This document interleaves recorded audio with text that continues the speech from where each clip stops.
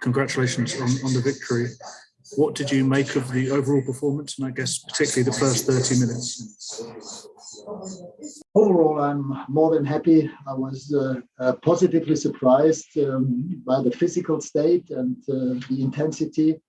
The first half hour was amazing. I felt it was extremely high tempo, high intensity, always on the front foot. The only thing that was missing in this first half hour was scoring 1 or 2, if not 3 goals. But for me, it was clear that you cannot play the whole game 90 minutes on this kind of intensity level. But still, even after that, we had control of the game. Second half, we started again well. And in the end, we deserved to win. I'm more than happy with the clean sheet. A beautiful goal with his weak right foot from Fred. As I said, for me, it was about gaining control, and we had control on most of the time of the game. Maybe the last 3-4 minutes, of course, they took all the risk that they could. We had to defend a few corner kicks and free kicks, but we did that in a very brave manner. Very being injured, coming back again. So, yeah, as I said, it was a perfect first game for us to play. Hi, Ralf. Congratulations. Could you just talk me through what you think Fred can bring to this team? Because when you're talking about control, then central midfield is clearly an area where you have to get control.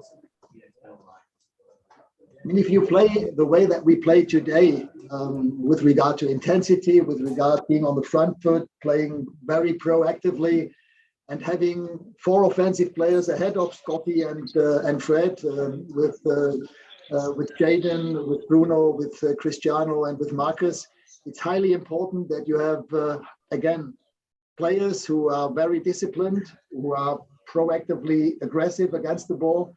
And both Scotty and Fred are almost perfect defensively on that. They do 1 or 2 or 3 mistakes, especially in the first half, the 2 square passes, one from Scott, one from Fred. I don't like those kind of balls in midfield on those positions. But overall, as I said, when the other team is in possession of the ball, both Fred and Scotty, they are almost perfect for that kind of football. Hi, Ralf. Congratulations on your win.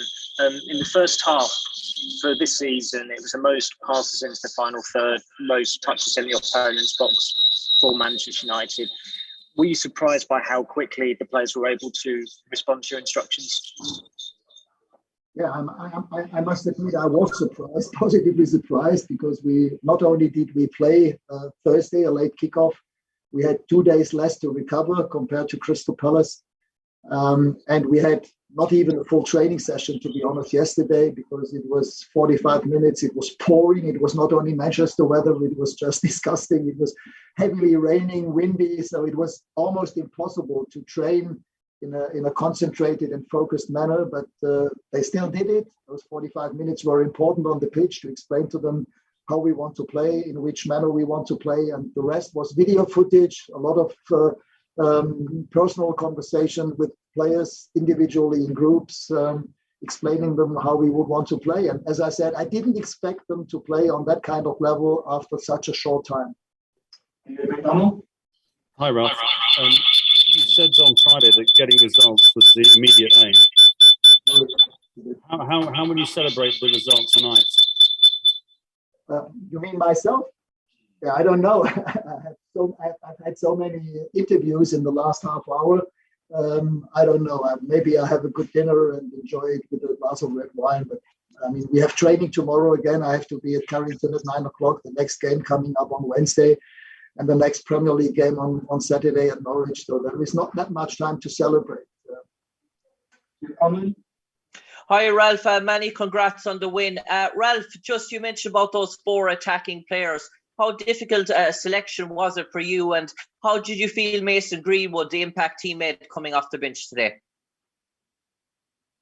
I mean, for me, it seemed logical to not change too many positions or too many things after the win against Arsenal. So in the end, after everybody was fully fit, nobody injured, fully recovered, I decided to play the same starting 11.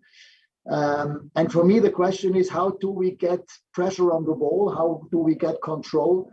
And then I decided to play in a 4-2-2-2 with two strikers, not Cristiano alone up front, together with Marcus, use his pace for vertical balls. And at the same time with Jadon and with Bruno on the 2-10 positions. For the rest, it was the same.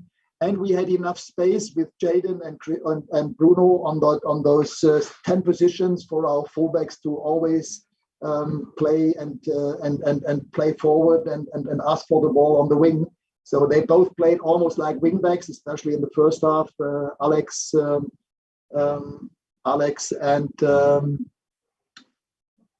hold on a second. And Diogo. So Diogo and Alex, they both did extremely well offensively. As I said, that was the reason why I decided to play in a 4-2-2-2. And every player, and I'm a big fan of that, could play on his best possible position. I mean, the most challenging, the most demanding positions in that formation are the 2-10s. But I still think, especially when Palace was in possession of the ball, Jadon and Bruno did well on that, even on those positions. For them, it was a little bit new, not that new because it's not that much of a difference if Jadon plays a little bit further outside or inside. But defensively, they both did well. Hi, Ralf. You made similar kind of like-for-like substitutions in the second half. Is that because you were happy with the way that things were going and you expected that goal to come eventually? I mean, yes, we wanted to win. We desperately wanted to win. And therefore, for me, it was logical to bring Mason on that position. And then Anthony, and in the end, Donny to replace Bruno. Yes, and in the end, it went well. We scored the goal and deserved to win in the end, I think. Final question. I mean, Mason, for example, because that was the last but one question. Mason did so well at the start of the season. I think he scored 3 or 4 goals in the first 3 games. For me, he's a very gifted homegrown player. So I would love to give him more game time in the future. But of course, he has to deserve this game time in training. And therefore, yeah, it was good to have him on the bench and be able to bring him on the pitch. Last question for Rob Dawson. Hi, Ralf. You said in your programme notes that you're still trying to get to know all of your players. The game against Young Boys, obviously Champions League qualification is finished. Is it possible that we could see an entirely different 11 just so you can have a look at players that perhaps you wouldn't have a chance to today? Well, it's definitely possible that we bring some fresh players because the next game is coming up on Saturday, an away game at Norwich. So, it is possible. We will speak about that tomorrow at Carrington. The problem is that you can only play players who are on the Champions.